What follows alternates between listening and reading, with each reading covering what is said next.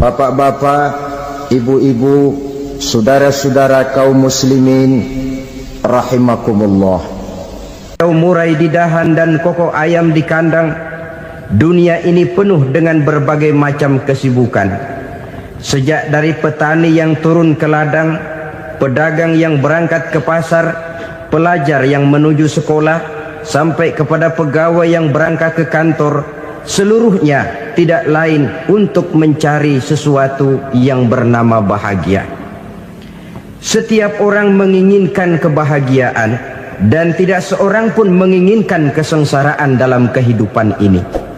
Namun nyatanya tidak setiap orang yang ingin bahagia mengetahui jalan yang harus ditempuhnya untuk sampai kepada kebahagiaan itu. Maka pada kesempatan pertemuan kali ini, saya ingin menyampaikan sebuah hadis dari junjungan kita baginda Nabi besar Muhammad sallallahu alaihi wasallam yang termuat dalam kitab Mukhtarul Ahadis An-Nabawiyah, di mana beliau bersabda, arba'un min sa'adatil mar'i. Ada 4 perkara yang merupakan tanda dari orang bahagia. Saya mau tanya, di antara saudara-saudara yang hadir di sini, apa ada yang kepengen jadi orang sengsara? Seluruhnya tentu ingin mendapatkan kebahagiaan. Maka menurut resep dari Nabi kita, tanda orang bahagia itu 4. Jadi kalau saudara ingin bahagia, harus mempunyai 4 perkara ini. Yang pertama, orang bahagia itu kata Nabi, darun wasi'un. Punya rumah biar bagus asal gede. Enak ngaturnya, daripada sudah punya rumah kecil adanya di pinggir kali, gubuk, kalau hujan bocor, miring lagi, kiamat. Loh, kalau gitu Islam materialis dong. Hadis ini boleh diartikan dengan makna hakiki, arti yang sebenarnya, boleh diartikan dengan makna majazi, arti kiasan. Kalau dia diartikan dengan arti kias, maka yang dimaksud darun wasi'un ay qalbun wasi'un. Rumah yang luas tidak lain daripada hati yang lapang. Karena di situ kunci kebahagiaan yang sebenarnya. Walaupun kita cuma tinggal di petak berukuran 2 kali 3 meter, kalau hati kita luas-luas rasanya rumah itu. Tapi biar rumah kita halamannya saja puluhan ribu hektar, ada kolam renangnya, kamar tidurnya tidak lagi terhitung. Kalau hati yang menempati rumah itu sempit, maka akan terasa sempit jugalah rumah itu. Tempat bergantungnya tidak lain adalah hati. Marilah kita mencoba melihat berbagai pandangan orang tentang bahagia ini. Ada orang menyangka bahwa bahagia itu kalau dia mendapatkan harta yang sebanyak-banyaknya. Siapa yang banyak harta, dialah raja. Apa yang dia mau, seluruhnya bisa dibeli.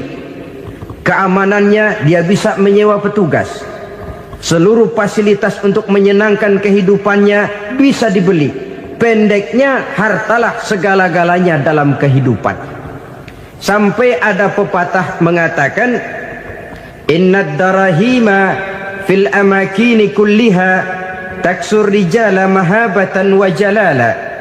Sesungguhnya harta, dinar, dirham, uang di mana-mana selalu bikin hebat orang yang memilikinya. Coba lihat, orang yang punya duit sama yang enggak punya duit, jangan gaya hidupnya, gaya jalannya aja lain. Wahia lisanun liman arada fasahatan, wahia silahun liman arada qitala. Uang adalah senjata yang paling ampuh bagi orang yang mau pergi perang, dan lidah yang paling fasih bagi orang yang mau bicara. Kalau bicara dengan lidah macet, cobalah bicara dengan harta, lancar. Sampai ada pepatah demikian, segalanya bisa diatur dengan harta. Maka di kalangan orang yang berpandangan semacam itu, seluruh kegiatan hidupnya hanya terfokus kepada bagaimana mengumpulkan harta yang sebanyak-banyaknya. Tidak peduli halal haram, tidak kenal sore pagi siang dan malam, tidak sempat sujud, jauh dari agama, jauh dari kehidupan yang bersifat ruhaniyah, jauh dari Allah dan sebagainya. Sampai dalam Al-Quran dikelompokkan dalam kelompok yang dinamakan lumazah. Allazi jama'a malahu wa 'addadah yahsabu anna malahu akhladah. Mereka mengumpul-ngumpulkan harta sebanyak-banyaknya dan menyangka bahwa harta yang banyak itu dapat mengekalkan hidupnya, mengekalkan kekayaannya, mengekalkan kebahagiaannya. Saudara hadirin yang berbahagia, kalau pandangan hidup ini benar, artinya kalau harta memang merupakan satu-satunya hal yang dapat membuat orang bahagia, tentu di rumah mewah tidak akan pernah ada tangis derita. Tentu di satu tempat di mana fasilitas hidup serba menunjang tidak ada yang namanya penderitaan. Tapi suka dan duka, sedih dan gembira, senyum dan tawa adalah milik setiap orang, baik dia punya harta maupun dia tidak punya harta. Nyatalah bahwa harta semata-mata bukan merupakan jaminan bahwa orang akan bahagia, walaupun tanpa harta orang sulit untuk bahagia. Saya mau cerita, ada orang super kaya, namanya Aristotle Onesimus, raja tanker Yunani. Dia punya kapal tanker saja konon sampai 11 banyaknya. Punya perusahaan penerbangan yang disebut Olympic Airlines.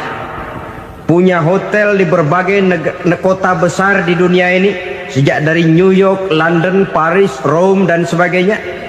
Bahkan punya pulau yang dia namakan Pulau Scorpio. Ini kan namanya sudah kaya nggak tanggung-tanggung, punya pulau.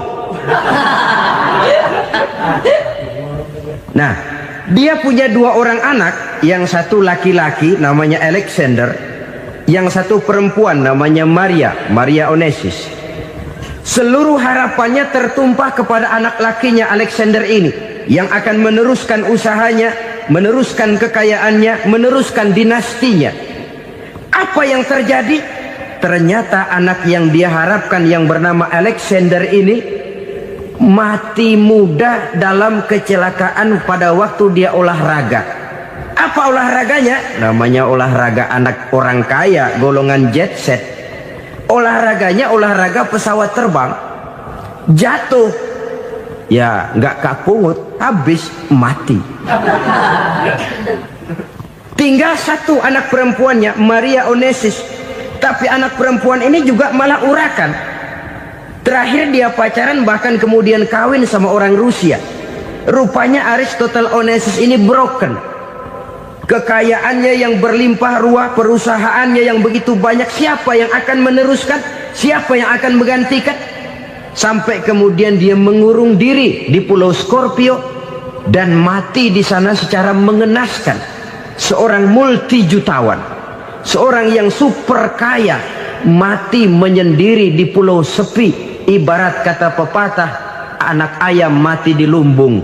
Bukan kekurangan makanan, keurugan makanan. Begitu kehidupan Aristotle Onesimus. Dan banyak orang-orang yang sudah demikian kaya sampai dibingungkan oleh kekayaannya sendiri. Telusurilah kehidupan David Rockefeller misalnya, Henry Ford misalnya, Adnan Khashoggi misalnya. Multi jutawan yang kadang-kadang dibuat keder oleh kekayaannya sendiri. Pantas ketika Imam Ali ditawarkan orang, "Ya Ali, kalau kepadamu disuruh pilih ilmu atau harta, kau pilih mana?" Ya jelas pilih ilmu dong. Kenapa? Pertama, ilmu kalau kita berikan kepada orang lain tambah. Tapi harta kalau kita berikan kepada orang lain kurang. Saudara punya uang 10.000, dibagi orang 5.000, jelas uang saudara berkurang. Tapi saudara punya ilmu diberikan kepada orang lain bisa, saudara pun makin mantap. Tidak lantas jadi bodoh karena ngajarin orang. Saudara bisa Fatihah lalu mengajarkan orang Fatihah. Orang bisa, saudara pun makin hafal. Tidak lantas setelah diajarin orang ilmunya hilang. Begitu datang dia minta orang, tolong ajarin saya Fatihah, udah habis, nggak ada.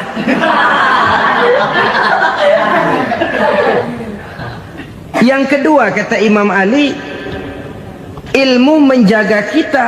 Kalau harta kita yang harus jaga. Makin banyak ilmu makin terpelihara diri seharusnya. Tetapi makin banyak harta makin bingung kita jaganya. Sampai kadang-kadang kalau perlu seluruh keliling rumah dipasangi alarm.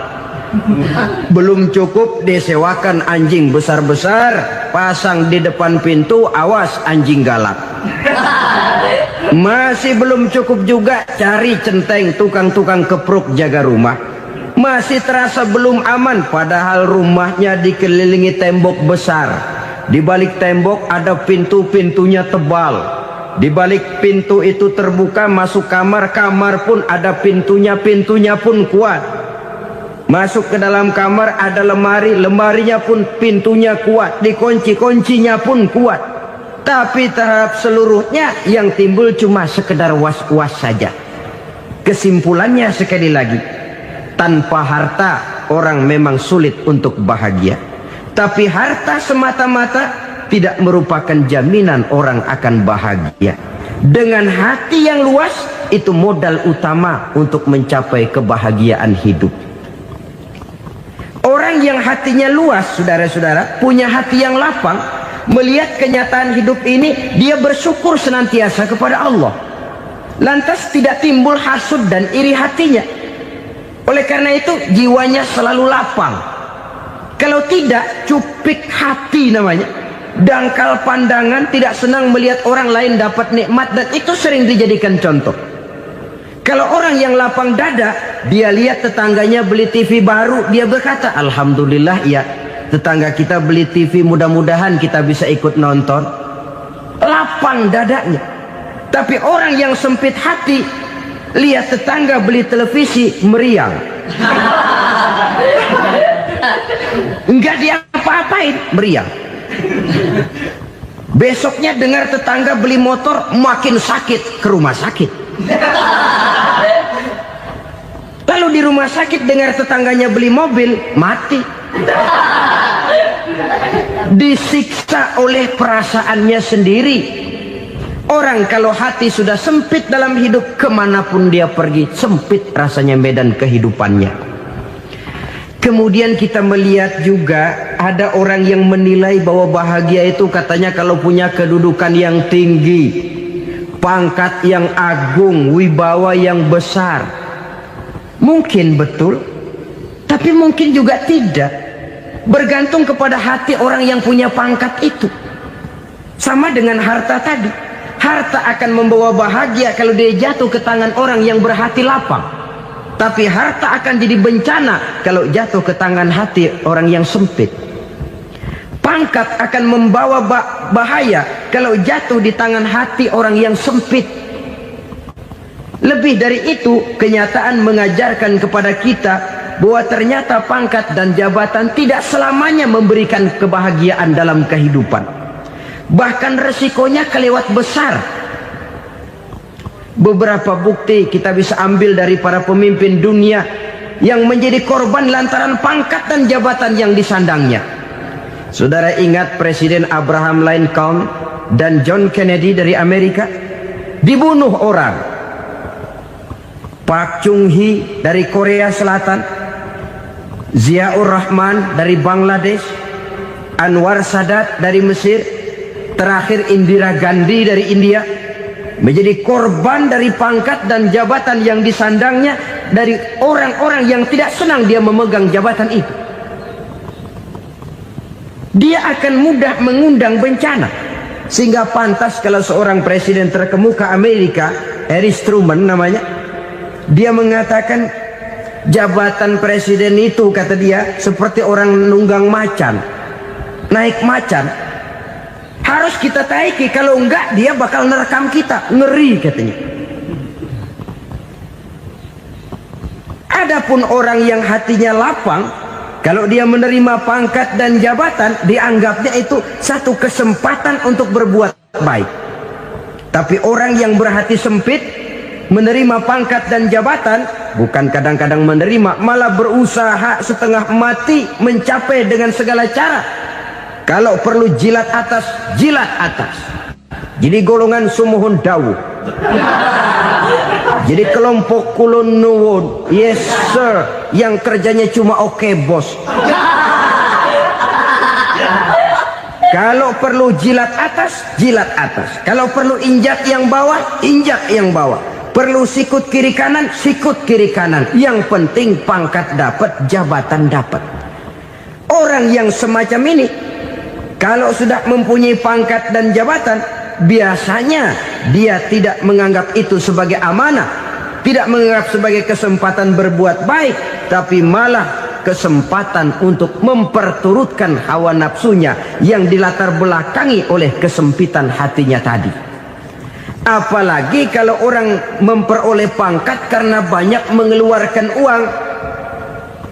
Seakan-akan pangkat dan jabatan itu sekarang macam proyek, pakai tender.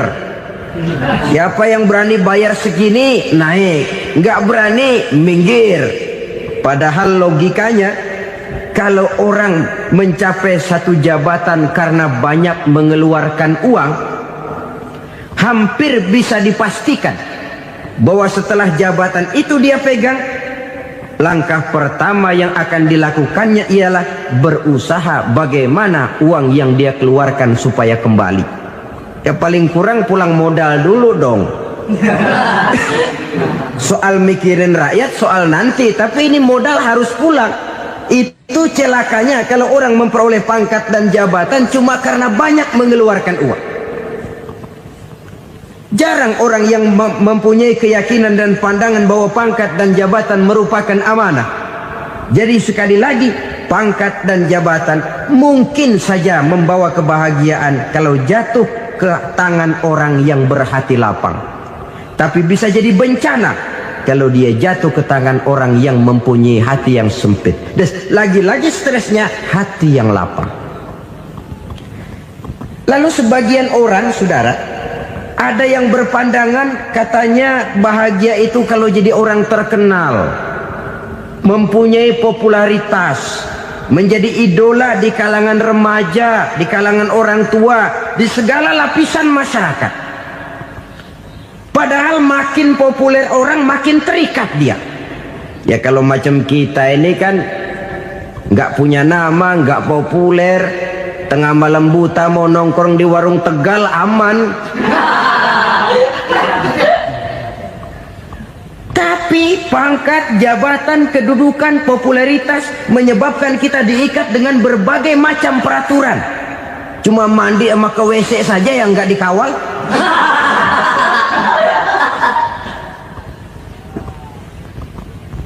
Benarkah popularitas, ketenaran membawa kebahagiaan? Mungkin. Ya, tapi mungkin juga tidak. Kenapa? Banyak orang-orang populer yang mengakhiri hidupnya secara tragis. Kita ambil beberapa nama. Di Amerika tahun 60-an ada bintang seksi paling terkenal yang dijuluki seks bom. Bom seks. Sampai sekarang jadi legenda, namanya Marilyn Monroe. Singkatan doublenya itu inisialnya MM, Marilyn Monroe. Terkenal top sampai dia mati tahun 62, namanya sekarang masih saja dibicarakan orang. Kenapa dia bunuh diri? Tidak punya hartakah dia? Banyak. Kurang populerkah dia? Seluruh dunia mengenalnya. Sejak rakyat kecil sampai pejabat tinggi dia punya hubungan. Kenapa? Jenuh. Dia terlahir dalam keadaan yatim. Setelah itu tidak lama dia berangkat remaja, ibunya meninggal, pindah dari wanita asuh ke wanita asuh sampai 12 orang ibu angkatnya. Dan kekecewaan yang paling parah, setiap laki-laki yang dekat dengannya hanya seperti kapal berlabuh. Datang dan pergi silih berganti, padahal dia merindukan seseorang yang bisa melindungi hidupnya. Dia rindukan itu dan dia tidak pernah menemukan. Itu yang akhirnya menyebabkan dia minum pil tidur kelewat dosis, minum obat tidur kebanyakan, ya tidur terus sampai sekarang.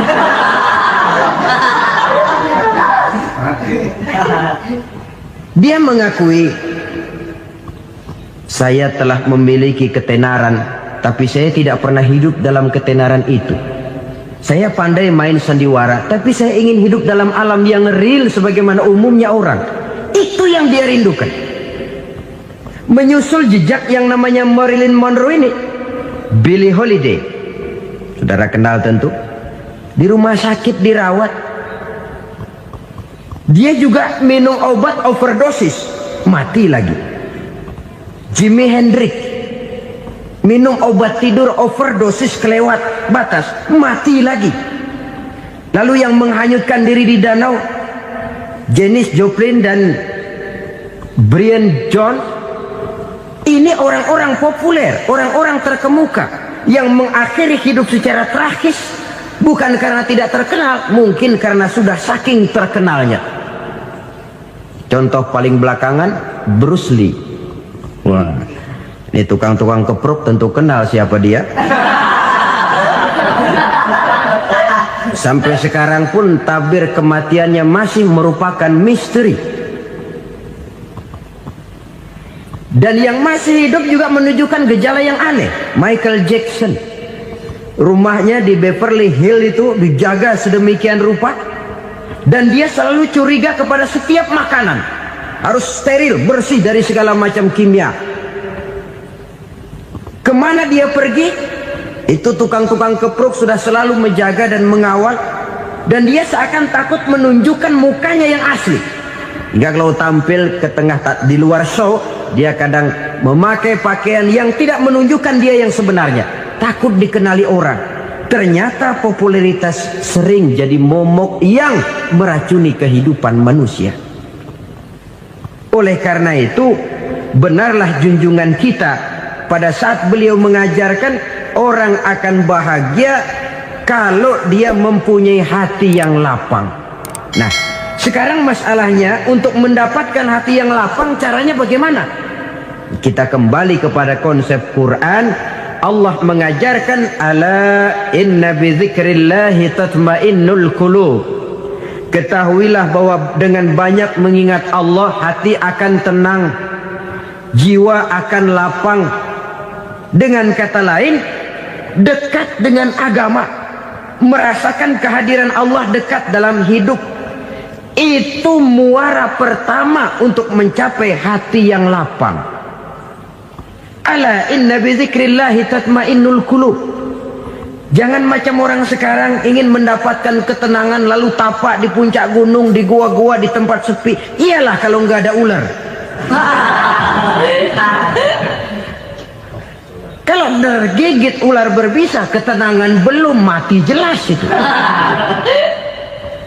Islam positif untuk mendapatkan ketenangan. Ala inna bizikrillahi tatmainnul qulubi. Bahwa ketahuilah bahwa dengan banyak mengingat Allah, hati akan tenang, jiwa akan lapang, nuansa pikiran akan luas. Karena yang namanya bahagia ada dimanapun manusia berada. Di kampung ada bahagia, di kota ada bahagia, di ngarai, di lembah, di gunung, di hutan, di lautan, di angkasa luar, dimanapun bahagia itu ada kalau kita bermodalkan hati yang lapang ini. Dan hati akan lapang kalau kita dekat dengan agama. Dekat dengan harta buat sementara hati mungkin tenang, tapi ketenangan yang relatif dan temporer. Apalagi orang tiap kali tambah harta, tiap kali tambah rencana. Itu wajar. Mungkin sebelumnya saudara berpikir, kalau punya duit 5.000 enak nih. Begitu punya duit 5.000, aduh sayang kalau 10.000 aja. Tiap kali tambah harta, tiap kali lain rencana. Makin banyak rencana, makin menjauhkan kita dari yang namanya ketenangan. Padahal ketenangan merupakan unsur utama untuk mencapai bahagia. Dan ketenangan itu bermuara dalam hati manusia. Tengoklah kehidupan ini. Orang yang banyak harta dengan orang miskin, berbedakah rasa sakit yang mereka tanggungkan? Rasanya tidak. Walaupun si kaya tidur di kasur empuk berselimutkan sutra mahal, sementara si miskin meringkuk di balai bambu yang keras dan kasar. Apabila maut datang, dia juga tidak pernah pilih bulu.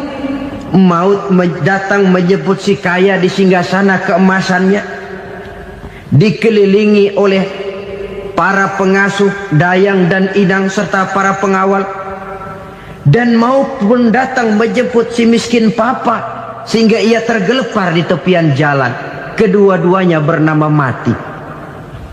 Kalau nyata bahwa sakit yang ditanggung si kaya tidak beda dengan sakit yang ditanggung si miskin, bukan harta semata yang membuat orang bahagia. Hati yang tenang, jiwa yang lapang penuh kedamaian, karena banyak berzikir dan mengingat Allah, itu merupakan modal utama untuk mencapai sesuatu yang bernama bahagia.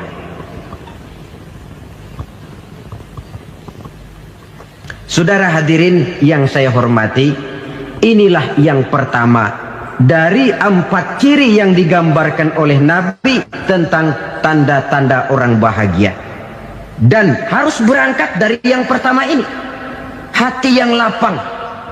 Ini yang harus kita miliki lebih dahulu, baru nanti akan menyusul kepada poin yang ketiga, kedua dan selanjutnya.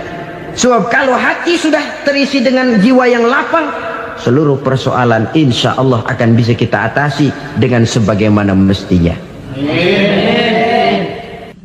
Yang kedua sekarang, tanda orang bahagia menurut baginda Nabi, markabun syariah. Orang bahagia itu, kata beliau, punya kendaraan biar cepat asal lancar. Artinya kemana dia mau pergi mudah. Apa maksud hadis ini? Kalau kita kaji lebih dalam, kendaraan itu kan alat transportasi. Transportasi tidak lain adalah usaha memudahkan komunikasi.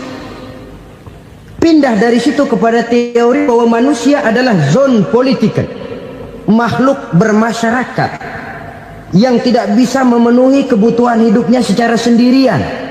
Kita memerlukan keberadaan orang lain dalam kehidupan ini. Untuk memakai baju saja kita sudah perlukan petani yang tanam kapas, pabrik yang memintal kapas jadi benang, pabrik yang menenun benang jadi kain, sampai kepada mesin jahit, sampai kepada tukang jahit. Itu cuma untuk memakai pakaian saja. Tidak seorang pun di antara kita yang sanggup memenuhi kebutuhan hidupnya secara sendiri. Kita perlu orang lain. Maka kebebasan dalam arti mutlak, kebebasan tanpa batas, itu tidak mungkin ada dalam kehidupan. Karena kita mengadakan yang disebut interaksi sosial. Setiap kegiatan kita tentu melibatkan orang lain. Menurut kita barangkali kita bebas jalan di jalan raya semaunya, tapi orang lain berkendaraan pun merasa bahwa ini ada juga jalan haknya, dan begitu selanjutnya. Oleh karena itu, maksud dari kendaraan yang cepat ini adalah khulatuhu ma'as solihin. Lingkungan pergaulannya terdiri dari orang-orang soleh. Pergaulannya luas. Kemana dia pergi ada temannya. Kesulitannya ada tempat dia cerita. Dan kesulitan kalau sudah diceritakan kepada orang lain, taruh kata orang itu tidak bisa menolong, namun menceritakannya kepada orang yang kita percayai, kan paling kurang sudah mengurangi beban jiwa, mengurangi tanggungan batin, merasa masih ada tempat kita cerita. Maka lebih baik orang awam yang mau bergaul ketimbang orang setengah alim tapi ngunci pintu. Sebab nantinya akan timbul sikap picik, cupik pandangan, dan tidak luas menghadapi kenyataan dalam kehidupan ini. Namun yang harus kita garis bawahi, pergaulan memang mesti luas. Namun jangan sekali-kali lupa bahwa pergaulan sangat besar pengaruhnya dalam ikut membentuk kepribadian manusia. Sehari-hari bisa kita bilang, kalau kita dekat sama tukang minyak wangi, sekalipun nggak dibagi minyaknya, baunya tentu dapat. Betul? Tapi dekat sama tukang elas, walaupun nggak kena apinya, asapnya mesti kena. Kalau Syauqi mengatakan lebih jelas lagi, man asyaral asyrafa asa musyarrafan wa muasyiral anzali ghairu musyarrafin. Awalam taral jildal hakira muqabbalan bisagri lamma sara jildal mushaf. Siapa yang bergaul dengan orang mulia, dia bakal ikut menjadi mulia. Tapi siapa yang berteman dengan orang hina, dia tidak bakal ikut menjadi mulia. Tidakkah kau lihat, kata Syauqi, kulit kambing yang hina pun dicium orang ketika menjadi kantong Quran. Kulit kambing hina, kalau dia sendirian gak ada yang mau cium. Tapi begitu dia bergaul dengan Quran, menjadi kantong Quran, dipakein minyak wangi, ditaruh di tempat yang tinggi, mau diambil dicium dulu, dibawa dengan penuh hormat dan hati-hati. Kulit kambing yang hina lantaran berteman dengan Quran, numpang mujur. Tapi coba lihat kalau kulit kambing berteman dengan kayu, jadi beduk, habis. Zohor dikemplang, asar dipukul. Itu pun sedikit saja, cuma salah milih teman. Yang temannya Quran dihormati orang, yang temannya kayu lantaran jadi beduk, gelap-gelap subuh orang udah kemplangin.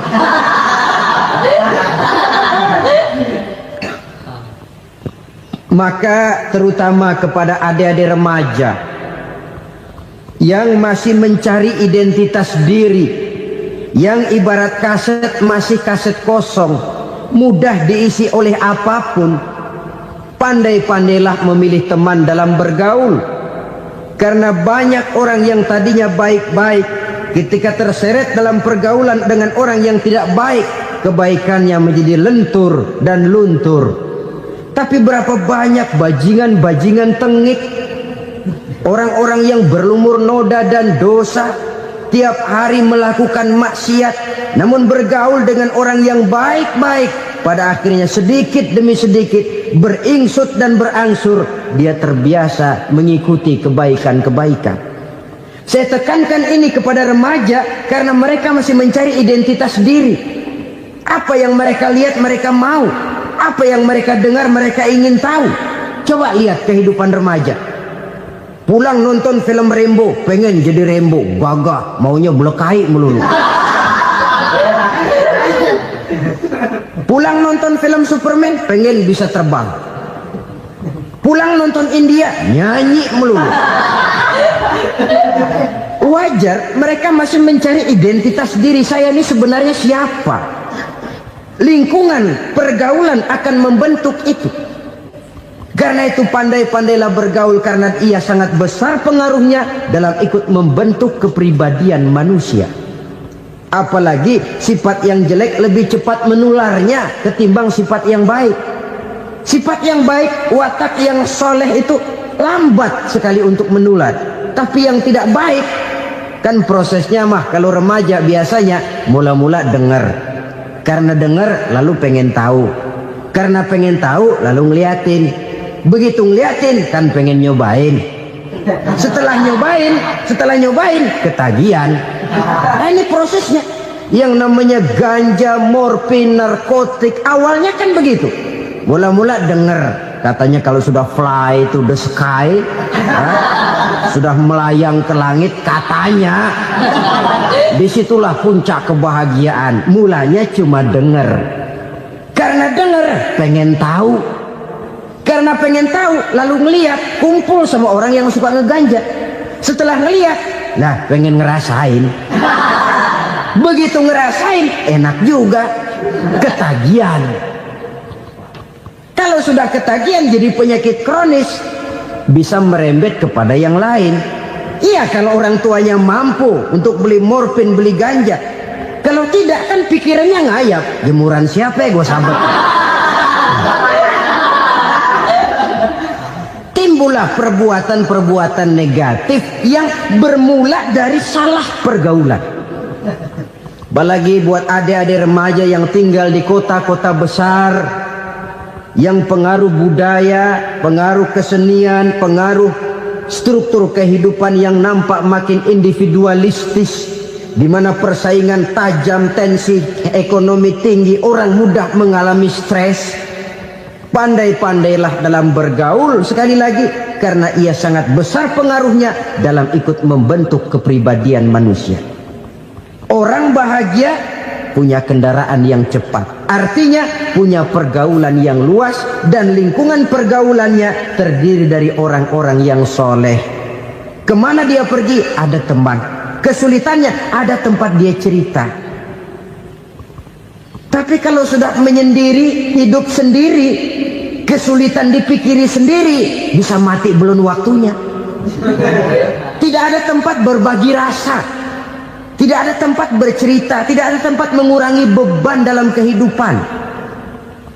Pantas betul kalau Islam sangat menggalakkan dan menganjurkan orang kalau sudah sampai waktunya itu untuk melangsungkan nikah. Kata Nabi, ya ma'syaras syabab man istata'a minkumul ba'at falyatazawwaj. Hai para pemuda, kalau sudah mampu memberi nafkah, kawinlah, nikahlah kamu. Kenapa? Sudah ada teman hidup, tempat berbagi rasa. Kesulitan kalau ada tempat cerita akan lebih ringan ketimbang kita telan sendiri, walaupun bobot kesulitannya sama beratnya. Saudara-saudara kaum muslimin rahimakumullah, inilah ciri yang kedua, punya kendaraan biar cepat asal lancar. Kemana kita mau pergi gampang. Dengan kata lain, setelah hati yang luas, pergaulan yang luas. Dua. Yang ketiga sekarang, tanda orang bahagia itu menurut Nabi, misbahun mudhi'un, punya lampu yang terang. Oh, itu enggak problem. Sekarang sudah zamannya listrik masuk desa, Pak. Lampu sudah terang semua. Betul, kalau itu yang dimaksud. Tapi tidak cuma itu. Karena lampu yang dimaksud di sini, lampu yang akan menerangi seluruh perjalanan hidup. Dan perjalanan hidup itu sudah dimulai sejak kita terlahir ke alam ini, sampai masuk ke alam barzakh, kumpul di padang mahsyar, sampai ke akhirat. Lampu yang menerangi itu yang diperlukan. Kalau lampu, katakanlah yang paling top sekarang kan lampu jenis Mercury. Taruhlah itu di rumah kita, dia cuma menerangi rumah kita, menerangi hati pun tidak sanggup. Bila kita masuk ke alam barzakh, alam kubur, sanggupkah si Mercury yang begitu terang menerangi alam barzakh kita? Tidak sanggup lagi. Sanggupkah lampu yang ratusan watt, bahkan puluhan ribu watt menerangi kehidupan di padang mahsyar? Tidak akan sanggup lagi. Kalau demikian, yang dimaksud lampu yang terang di sini apa? Tidak lain amal soleh, kebajikan yang kita lakukan dalam hidup. Itu yang akan jadi lampu penerang. Di dunia nama kita akan terang. Jasad kita boleh hancur terkubur tanah, tapi nama kita akan dikenang orang. Begitulah kalau orang meninggalkan kebajikan dalam hidup seperti sekarang. Ribuan orang tiap saat berziarah ke kubur Imam Syafi'i, ke kubur Imam Malik, ke kubur Imam Ghazali, ke kubur orang yang baik-baik, orang yang soleh-soleh. Kebajikannya yang ditinggalkan, yang mengukir namanya dengan tinta emas. Sehingga saudara sudah terbaring di alam kubur, orang lewat, Allah, ini kuburannya Fulan bin Fulan, dulu ini kebaikannya Masya Allah, saya ikut merasakan. Mari kita mampir sebentar, kita Fatihah. Mohon disampaikan Allah pahalanya kepada almarhum. Al-Fatihah. Itu kalau orang baik-baik. Lalu saudara tanya, Pak, orang mati dikirimin Fatihah apa nyampe pahalanya? Saya jawab, kalau saudara nggak percaya, mati dulu dah. Nanti saya Fatihain, tungguin di sana. Umpama nggak sampai, balik lagi kemari. Sekarang ini kan maunya otak-otakan saja. Kalau nggak masuk otak, nggak percaya. Padahal alam gaib itu nggak bisa diotak-otakin. Sama saja dengan saudara pernah dengar cerita kapal tanpa emas tenggelam, tak? Pernah nggak? Di mana? Malembo. Ya, di laut Masa Lembo. Begitu ketampung Mas tenggelam, ratusan penumpang itu terjun ke laut, dipermainkan gelombang, berjuang menghadapi maut itu. Orang lagi timbul tenggelam di lautan, dihantam ombak, kita tengokin pakai helikopter. Pak, lagi timbul tenggelam ya? Iya, tolongin. Jangan khawatir Pak, nih saya kirim intan Pak, harganya 10 juta. Kira-kira orang yang timbul tenggelam di laut seneng nggak? Ya. Kan mahal toh intan 10 juta. Kenapa dia nggak senang? Karena intan 10 juta dalam kondisi seperti itu tidak sanggup menyelamatkan dia. Dia akan girang kalau dikirimin ban mobil bekas, dikirimin papan terentang atau bambu. Intan yang 10 juta dia nggak girang. Ban mobil bekas yang 1000 perak, tuh pegang, itu yang dia girang betul. Inilah sebabnya Nabi berkata, mal mayyitu fi qabrihi illa kal ghariqil mutaghawwis. Orang yang meninggal di alam kuburnya seperti orang timbul tenggelam di lautan. Yantaziru da'watan min ahli, menunggu doa dari keluarganya yang masih hidup. Duh, bapak saya sudah meninggal, saya sayang benar sama dia. Kirimin kulkas ke kuburannya Itu sama saja dengan tadi orang tenggelam di lautan dikirimi intan yang harganya 10 juta, ndak sampai. Begitulah kalau kebajikan yang kita tinggalkan dalam hidup, sudah mati pun kubur kita masih diziarahi orang. Tapi kalau jahat yang kita tinggalkan, boro-boro lah orang mau doa lewat dekat kuburan kita juga serem. Tuh bajingan no, dulu mati dipendem di situ tuh. Jangan lewat situ, ntar kesurupan, jangan. Lewat saja orang ngeri. Konon lagi membacakan Fatihah dan mengirimkan doa. Hidup pada hakikatnya adalah kesempatan untuk berbuat baik. Maka sekali kesempatan itu diberikan, manfaatkan dengan sebaiknya. Sebab kesempatan kedua tidak akan pernah ada. Kesempatan berbuat baik di sini, di akhirat sudah pembalasan namanya. Sekali kesempatan itu dicabut, dia tidak akan pernah dikembalikan lagi. Kata Iqbal, hidup tidak mundur ke belakang, Bung. Berhenti diinjak orang, mundur hancur. Tidak ada kata mundur dalam hidup ini. Berhenti diinjak orang, mundur kecebur. Tidak ada kata lain. Harus maju dalam kehidupan, dalam artian yang positif. Hidup adalah kesempatan untuk mengumpulkan kebajikan yang sebanyak-banyaknya.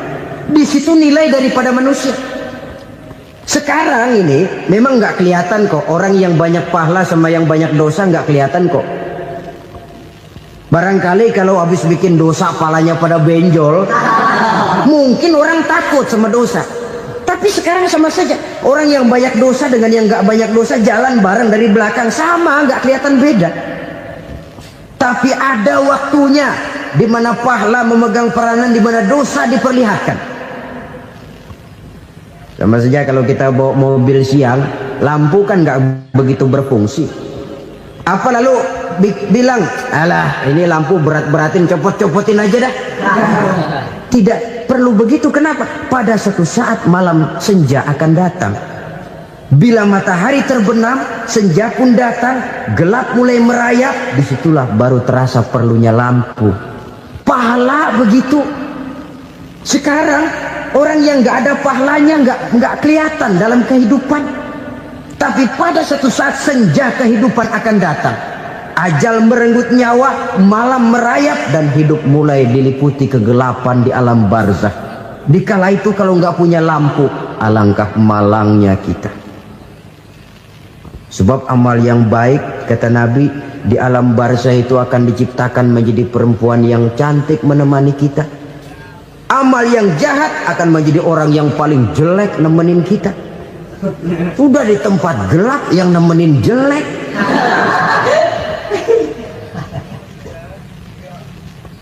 Kaum muslimin rahimakumullah. Kalau demikian masalahnya, tergantunglah kita pandai memanfaatkan waktu. Al-waktu kasayf, waktu itu cepat sekali. Yang namanya waktu itu tahu-tahu. Tahu-tahu udah tahun 87. Tahu-tahu udah begitu. Tahu-tahu yang kemarin anak-anak, sekarang udah pada punya anak. Tahu-tahu saja itu. Begitu cepat waktu berlalu. Kalau tidaklah pandai kita memanfaatkannya, akan rugi kita. Nabi bersabda, "Man kana yaumuhu khairun min amsihi fahuwa rabih." Barang siapa yang hari ini lebih baik daripada hari kemarin, itu orang untung. Hari ini lebih baik daripada kemarin. Bulan ini lebih baik dari bulan kemarin. Tahun ini lebih baik dari tahun kemarin. Itu orang yang beruntung. Tahun kemarin sembahyangnya maghrib doang, sekarang udah tambah isya. Tahun kemarin cuman Idul Fitri aja ngancem bener, sekarang udah tambah Jumat, lalu tambah lagi maghrib, tambah lagi isya, dan selanjutnya. Hari ini lebih baik daripada kemarin, itu orang yang beruntung. Wa man kana yaumuhu mithlu amsihi fahuwa khasir. Lalu barang siapa yang hari ini sama saja dengan hari kemarin, itu orang rugi. Hari ini sama dengan kemarin, rugi itu. Bulan ini begitu, bulan kemarin begitu, tahun ini begitu, tahun lalu juga begitu. Rugi itu orang. Rugi apa? Rugi umur. Umur tambah, amalan gak pernah tambah. Dan saya pikir lebih merupakan azab ketimbang nikmat kalau orang dikasih panjang umur cuma untuk numpuk dosa. Mending mana? Panjang umur banyak dosa sama pendek umur dikit dosa? Mending mana? Mending mana? Ya, paling mending tentu panjang umur banyak pahala. Tapi kalau tidak, sekali lagi, lebih merupakan azab ketimbang nikmat kalau orang diberikan panjang umur tapi cuma untuk sekedar menumpuk dosa. Kehilangan kesadaran bahwa dunia bukan terminal akhir dari satu perjalanan. Dia cuma halte di mana kita berhenti sebentar untuk menuju kepada terminal yang hakiki. Saudara-saudara kaum muslimin rahimakumullah, inilah lampu yang akan menerangi kehidupan. Amal yang kita lakukan di dalam kehidupan. Jadi yang dimaksud dengan lampu yang terang, kebajikan yang kita kerjakan dalam hidup. Nah, setiap orang di awal tadi saya bilang ingin bahagia. Bahagia itu kan hakikatnya kumpulan senang dan selamat. Senang, selamat.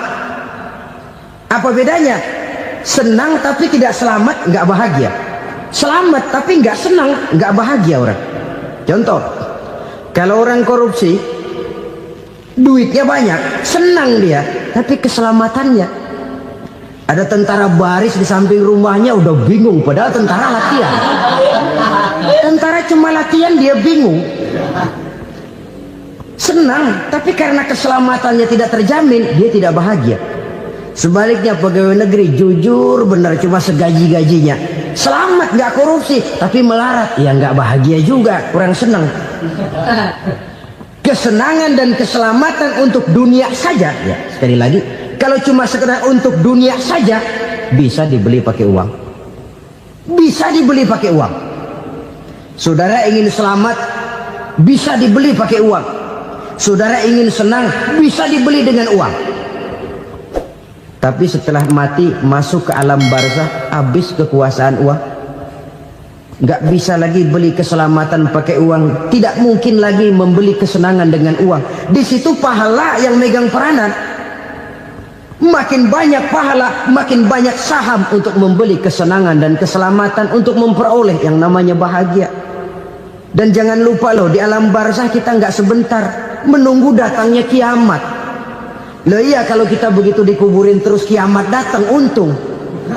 Tapi kalau masih harus 1000, 2000, puluhan ribu tahun yang akan datang, dalam satu penantian yang begitu lama, tanpa saham untuk memperoleh kebahagiaan, satu kemalangan yang tidak ada pernah putus-putusnya. Janganlah tergelincir oleh kebahagiaan sebentar yang menipu dengan mengorbankan kebahagiaan hakiki yang berjangka panjang. Apa artinya senyum sejenak kalau harus ditebus dengan tangis seumur hidup? Biarlah kita minum jamu, pahit memang, getir memang, tapi kan besok badan sehat.